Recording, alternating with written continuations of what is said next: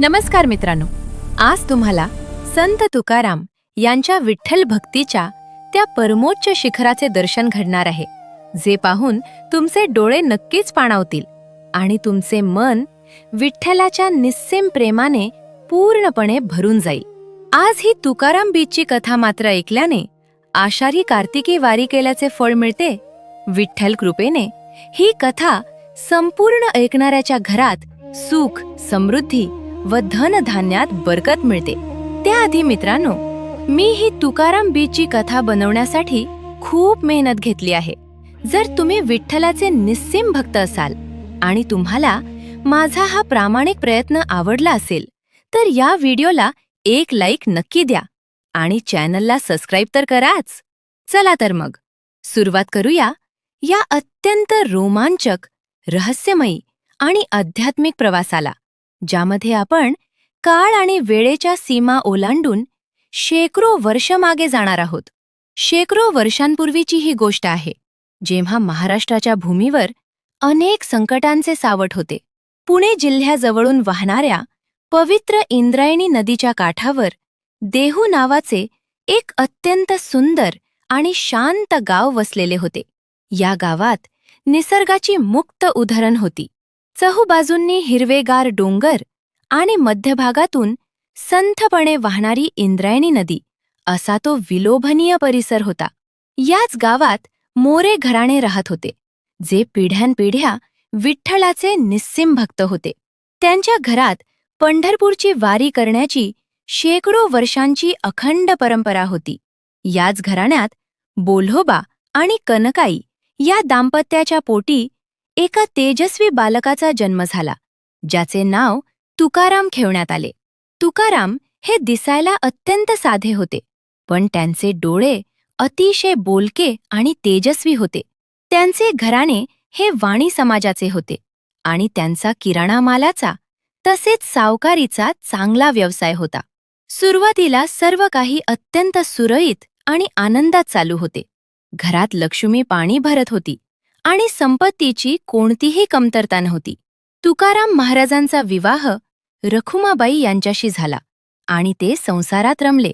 पण नियतीच्या मनात काहीतरी वेगळेच आणि खूप मोठे संकट दडलेले होते. जगाला मार्ग दाखवण्यासाठी तुकाराम महाराजांना आधी संसाराच्या भयानक भट्टीतून तावून सुलाखून निघणे गरजेचे होते, आणि तसे घडले देखील.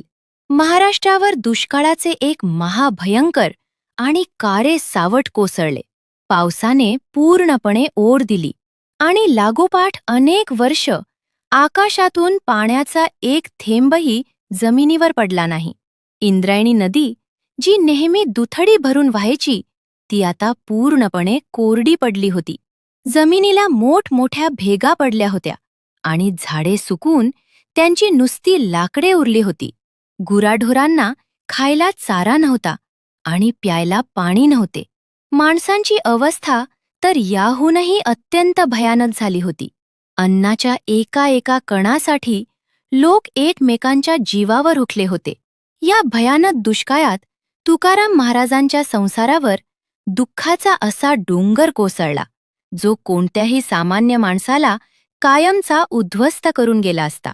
या भयंकर परिस्थितीत त्यांचे आई-वडील देवाघरी गेले. त्यांचा थोरला भाऊ सावजी याने या दुःखाला कंटाळून घर सोडले आणि तो कायमचा तीर्थाटनाला निघून गेला. पण दुःखाची मालिका इथेच थांबली नाही. ज्या पत्नीवर महाराजांचे जीवापाड प्रेम होते, ती त्यांची पहिली पत्नी रखुमाबाई. अन्नावाचून तडफडून आणि कुपोषणाने त्यांच्या डोळ्यांसमोर मरण पावली. आणि सर्वात मोठा आघात म्हणजे त्यांचा एकुलता एक लहान आणि निरागस मुलगा, ज्याचे नाव संतोष होते, तो देखील अन्नाचा घास न सिळाल्याने भुकेने व्याकुळ होऊन या जगातून कायमचा निघून गेला. विचार करा मित्रांनो, ज्या माणसाचा सगळा भरलेला संसार त्याच्या डोळ्यांसमोर असा उद्ध्वस्त होतो, ज्याची लाडकी माणसे भुकेने तडफडून मरतात, त्या माणसाच्या मनावर काय आणि किती भयंकर आघात झाला असेल. कोणत्याही सामान्य माणसाने अशा वेळी देवाला हजारो शिव्या आणि शाप दिले असते. नियतीला दोष दिला असता किंवा स्वतःचे आयुष्य संपवून घेतले असते. पण तुकाराम महाराजांची माती वेगळीच होती. या भयानक दुःखाने त्यांना नैराश्याच्या गर्तेत ढकलण्याऐवजी त्यांच्या मनातील वैराग्याची ज्योत प्रचंड प्रज्वलित केली. त्यांनी या जगातील आणि संसारातील नश्वरता पूर्णपणे ओळखून घेतली. त्यांना समजून चुकले, इथले नातेवाईक, इथली संपत्ती आणि हा मानवी देह हे सर्व काही खोटे आणि नाशवंत आहे. सत्य फक्त एकच आहे, आणि ते म्हणजे तो सावळा परब्रह्म पांडुरंग. त्यांनी आपला उरलासुरला व्यवसाय बुडवून टाकला. लोकांची कर्जखाती असलेली कागदपत्रे इंद्रायणी नदीत फेकून दिली आणि स्वतःला संसाराच्या सर्व बंधनातून कायमचे मुक्त करून घेतले. आपला मोर्चा त्यांनी इंद्रायणीच्या काठी असलेल्या भामगिरी, भंडारा आणि गोरावाडा या शांत आणि निर्जन डोंगरांकडे वळवला. तिथे घनघोर जंगल होते, हिंस्र प्राणी होते, पण महाराजांना आता कशाचीही भीती उरली नव्हती. तिथे जाऊन त्यांनी स्वतःला विठ्ठलाच्या भक्तीत आणि नामस्मरणात पूर्णपणे झोकून दिले. दिवस रात्र, ऊन वारा पाऊस कशाचीही पर्वा न करता ते एका दगडावर बसून डोळे मिटून फक्त आणि फक्त पांडुरंगाचे ध्यान करत असत. त्यांच्या या कठोर तपश्चर्येमुळे आणि निस्सीम भक्तीमुळे त्यांच्या आत एक अफाट असा ईश्वरी प्रकाश निर्माण झाला. त्यांना साक्षात श्रीहरीचा साक्षात्कार झाला आणि त्यानंतर त्यांच्या मुखातून जे शब्द बाहेर पडले ते म्हणजे साक्षात ज्ञानाची गंगाच होती. त्यांनी अभंग रचायला सुरुवात केली. त्यांचे अभंग म्हणजे केवळ शब्द नव्हते, तर ते साक्षात परब्रह्माचे प्रकटीकरण होते. समाजातील दांभिकता, अंधश्रद्धा आणि कर्मकांडे यावर त्यांनी आपल्या अभंगातून अत्यंत कडक शब्दात प्रहार करायला सुरुवात केली. पण मित्रांनो, जगात जेव्हा जेव्हा एखादा महापुरुष जन्माला येतो आणि समाजाला सत्याचा आणि ज्ञानाचा मार्ग दाखवण्याचा प्रयत्न करतो, तेव्हा त्याला तत्कालीन प्रस्थापित आणि अहंकारी समाजाचा प्रचंड विरोध सहन करावाच लागतो. हा आजवरचा इतिहास आहे. तुकाराम महाराजांचे हे स्पष्ट आणि रोखठोक विचार तत्कालीन कर्मठ लोकांना आणि पुजाऱ्यांना अजिबात पटले नाहीत. त्यांनी धर्माच्या नावाखाली लोकांची जी पिळवणूक चालवली होती ती महाराजांच्या अभंगांमुळे धोक्यात आली होती. मंबाजी गोसावी नावाच्या एका मत्सरी माणसाने तर महाराजांना एकदा काटेरी बाभळीच्या फांद्यांनी रक्तबंबाळ होईपर्यंत मारले होते. तरीही महाराजांनी कसलाही राग न मानता उलट मंबाजीच्या पायांची मालिश केली आणि विचारले, मला मारताना तुमच्या हाताला त्रास तर नाही ना झाला? हा त्यांच्या क्षमाशीलतेचा सर्वात मोठा पुरावा होता. पण विरोध इथेच थांबला नाही. रामेश्वर भट नावाच्या एका अत्यंत विद्वान पण अहंकारी ब्राह्मणाने तुकाराम महाराजांवर असा आरोप केला की त्यांनी लिहिलेले अभंग हे वेदांच्या आणि धर्माच्या विरुद्ध आहेत. एका सामान्य शूद्र माणसाने वेदांचा अत्यंत गूढ अर्थ अशा सोप्या आणि प्राकृत मराठी भाषेत लोकांना सांगणे हा त्यांनी सर्वात मोठा अपराध मानला. तत्कालीन समाजाने आणि धर्ममार्तंडांनी महाराजांवर बहिष्कार टाकला आणि त्यांच्यावर प्रचंड दबाव आणायला सुरुवात केली. आणि एका दिवशी तर या अहंकाराची आणि जुलुमाची सर्व हद्दच पार झाली. रामेश्वर भटांनी पुण्याहून असा फतवा काढला आणि तुकाराम महाराजांना अत्यंत कठोर शिक्षा सुनावली की त्यांनी त्यांच्या अभंगांच्या सर्व वह्या म्हणजेच त्यांची संपूर्ण गाथा इंद्रायणी नदीच्या खोल डोहात स्वतःच्या हाताने बुडवून टाकावी. विचार करा मित्रांनो, ज्या महापुरुषाने आपल्या आयुष्याची संपूर्ण कमाई, आपले प्राण, आपले रक्त त्या अभंगांमध्ये ओतले होते, ज्या अभंगांतून साक्षात ईश्वराचे रूप प्रकट होत होते, त्याला ते सर्व ज्ञान स्वतःच्या हाताने पाण्यात बुडवावे लागणार होते. हा प्रसंग किती हृदयद्रावक असेल याची आपण फक्त कल्पनाच करू शकतो. संपूर्ण गाव नदीच्या काठी गोळा झाले होते. सर्वांचे डोळे पाण्याने भरले होते. पण कोणाचीही रामेश्वर भटांच्या विरुद्ध बोलण्याची हिंमत नव्हती. महाराजांनी अत्यंत जड अंतःकरणाने, डोळ्यांतून अश्रू गाळत ती पवित्र गाथा इंद्रायणीच्या त्या खोल आणि अंधाऱ्या डोहात बुडवली. कागदाच्या त्या वह्या पाहता पाहता पाण्याच्या तळाशी जाऊन नाहीशा झाल्या. अहंकारी लोकांचा विजय झाला असे त्यांना वाटले.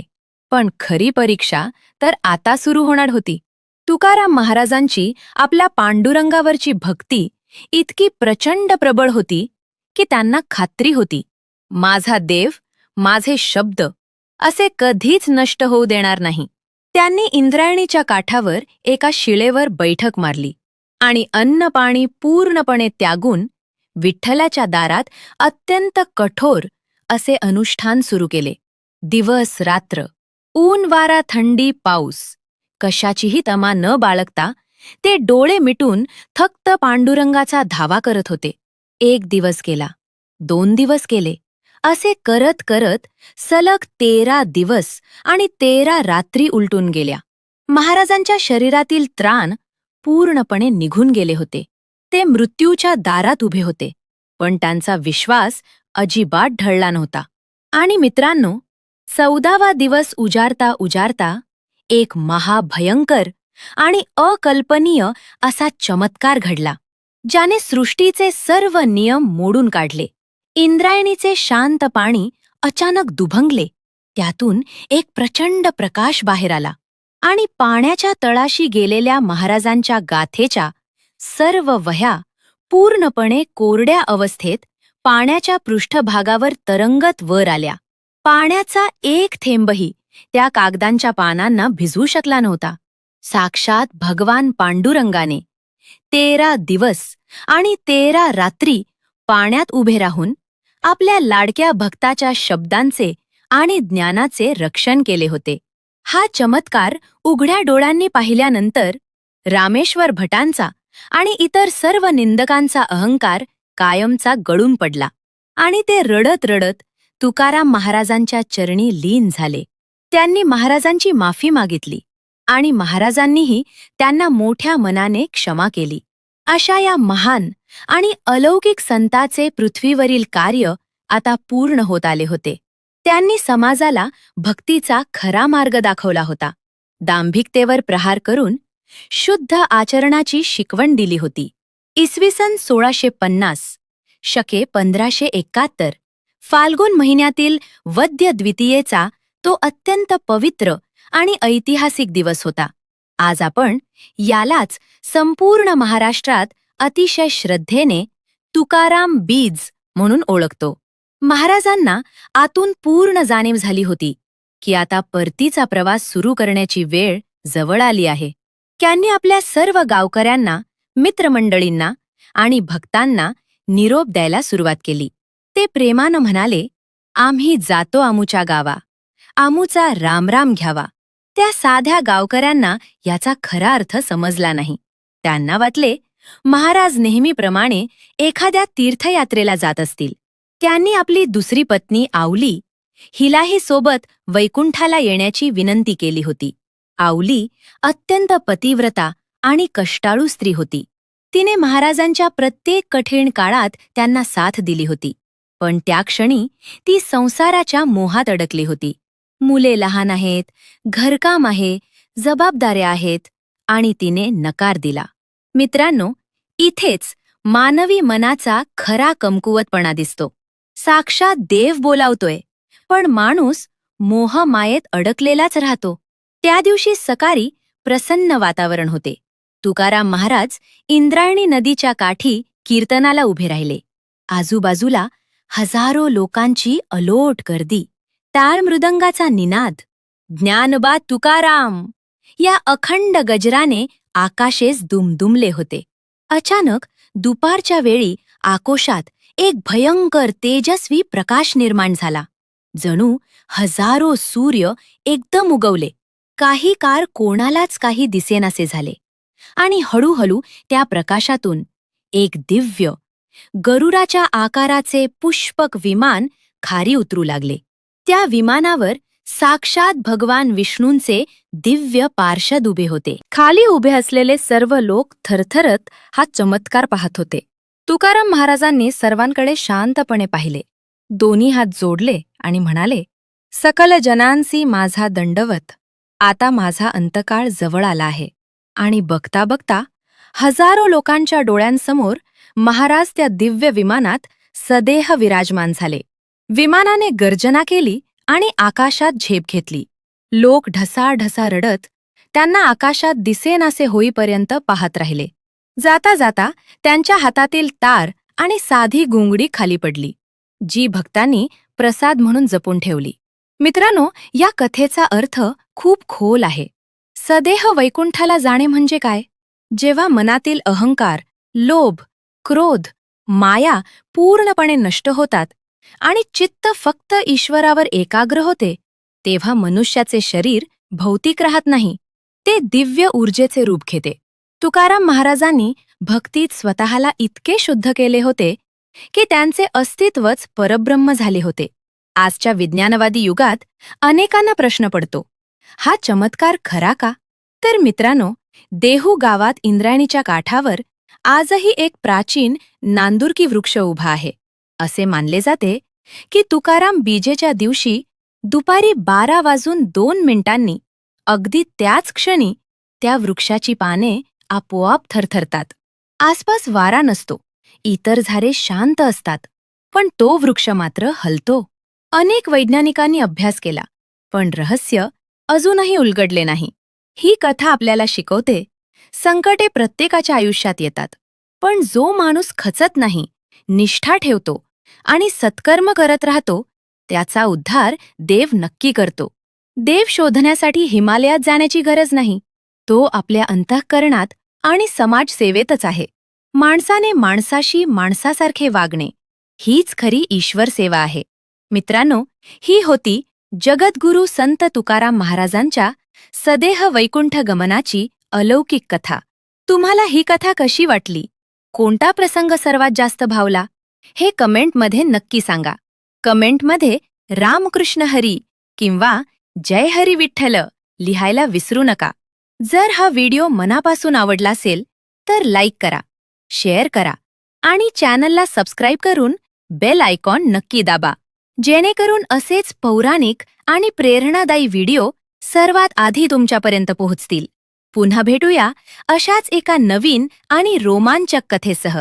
तोपर्यंत आनंदी रहा, सकारात्मक रहा आणि माझ्यासोबत मोठ्याने बोला, रामकृष्ण हरी. जय जय रामकृष्ण हरी. पुंडलिक वरदे हरी. विठ्ठल श्री ज्ञानदेव तुकाराम. पंढरीनाथ महाराज की जय. जगद्गुरु संत तुकाराम महाराज की जय.